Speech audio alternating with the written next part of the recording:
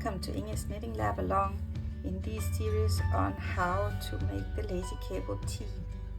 In this episode I will show you how to add an iCord bind off here to the swatch, and we will discuss how and why this is so important to add the iCord already at this step when making the swatch. Just a practical remark, I will show you this demonstration in the plant fiber edition. However, it is exactly the same principle when doing the Mohair edition. So let's have this rest aside for a while. And as usual, let's have an overview before we do the actual iCord. I have prepared two swatches for you to see here before we get started. So in this one, this is the unblocked one, I have just added the iCord. And in this one, I have blocked the swatch. And you will see that this iCord edge is just as flexible as the fabric here. And this is exactly what we want. In this tee, we use iCords at the V-neck, the sleeves and the bottom hem. And I use different methods when doing the iCord at these three places because they serve different purposes, so to speak. And at the bottom hem, we would like this to be very, very flexible to make room for our hips, and also when we sit down so we don't feel squeezed by the iCord band. So actually at the bottom hem it will be slightly wider than when looking at the fabric. I will show you here. I have one here without the iCord, and you can see it can get very overstretched. And this at the bottom hem we also want the iCord to be overstretched, whereas this is not needed in the V-neck and the sleeves. So again, different methods. So now a bit of the technical design.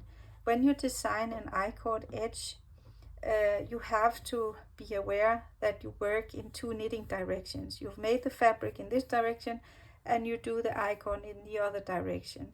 So when you need to consider the needle size and the number of stitches for the iCord, you have to do the calculations of the stitch count and the row count. However, I will spare you for for this talk about designing iCords. If you're interested in this nerdy stuff, you can have a look at my other knitting channel, Inge's Knitting Lab. I will write you the episode and the timestamp here. So let's rest with this iCord design talk and just say that when we do this bottom hem, we will have to reduce some of the stitches, and it is easy to remember because we reduce every other purl stitch. In this way we get a flexible iCord. So we will now copy the method for the bottom hem here at the swatch. So you will see in the pattern that before you start the bottom iCord bind off at the hem, I will ask you to reconsult your gauge swatch to see if you need some modifications before you do the bottom hem. If you need, depending on your specific yarn and your way of doing the iCord, you need another tension than me, we have different tricks in the sleeve. We can adjust the needle size or the number of stitches we reduce.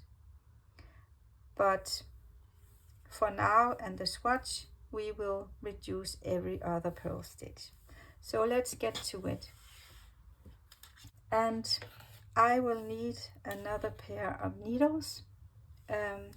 I go down a full needle size, and I started with needle size 4mm, which is a US 6, and now I use a 3mm needle, it's a US 2.5.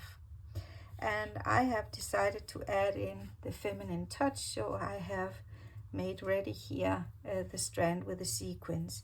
So now it's time to get it here to make the iCord.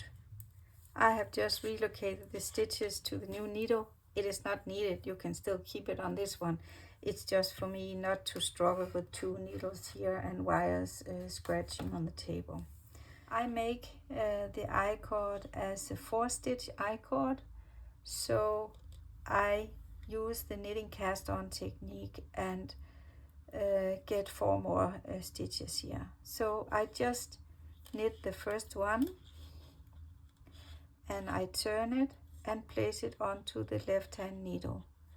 I keep the needle tip inside the first stitch and just work another one, turn it and place it onto the needle. I make the third one and a bit loose and put it on the needle, and the fourth and final one and turn it onto the needle. Yeah, it is a tip here not to do this too tight, because at the T when you join the iCord ends, it's much easier if this is not too tight. But of course here on the swatch we will not join the iCord border here. So now I knit 3 stitches, 1, 2, 3, and I start making the bind off by knitting the stitch, the new stitch, together with the stitch from the fabric here, and I knit in the back loop like this. The first one can be a bit tedious, and please make sure that you always grab the sequin strands along with the other strand. I have many times forgot the sequin strand and had to rip back and redo. That's, yeah, waste of time. So that was the first one. So now I knit according to pattern in order to reduce the number of stitches. So I know that the first 4 border stitches I can just knit 2 stitches together in the back loop. So that's what I will do. And then we will look at how to work the purl stitch. So now I have done all the 4 edge stitches and I have reached the purl stitch. So now I will reduce every other purl stitch, that is the purl stitch before the lacy cable here. And this one will still be a stitch. So I will knit 3 together in the back loop. So I knit the first 3 here, and then the one from with the sequin strands and 2 more, knit 3 together, because in this way I have now reduced the purl stitch. So now I can just work 2 together in the back loop until I meet the next purl stitch before the lacy cable, and then I will work 3 stitches together. So I'm here again at the purl stitch before the lacy cable, so I place the stitches back onto the needle. I work 3 stitches and then I do 3 stitches together in the back loop.